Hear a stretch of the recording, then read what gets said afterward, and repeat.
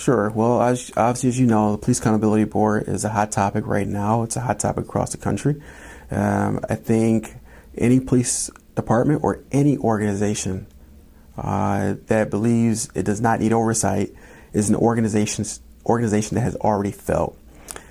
So certainly, I think many police officers would tell you that we do not need, that we're not looking for it to avoid any oversight, but we want it to be fair for both sides. And as chief, that's what I want. You know, if we're going to implement such, I want it to be fair for police officers. I want it to be fair for the community. As chief of the Rochester Police Department, I believe that the sole power to discipline and the disposition of internal affairs cases should lie with the police chief.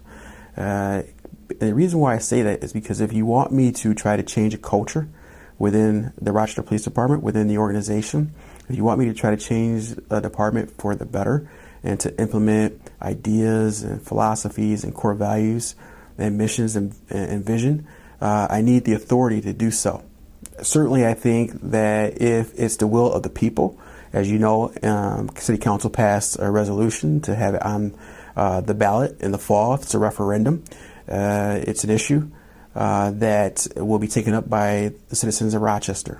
If the citizens of Rochester, their voice to be heard in the fall, if they pass the legislation, my job as chief of police is to implement such. And the only thing that I continuously ask for is that it is fair for both sides, the police department and police officers, as well as the citizens of Rochester. What I equate it to is if you're in the medical field,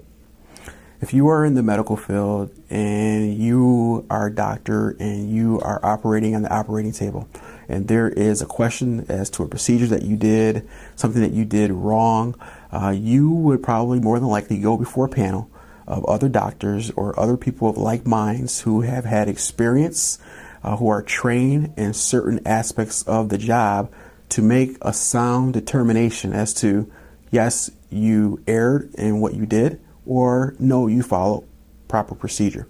So I want to make sure that if there are going to be people making these critical decisions about whether an officer violated a policy or violated the law, that they have the knowledge, the skills, abilities, and the tools necessary to do that. And I think some of those things need to be flushed out.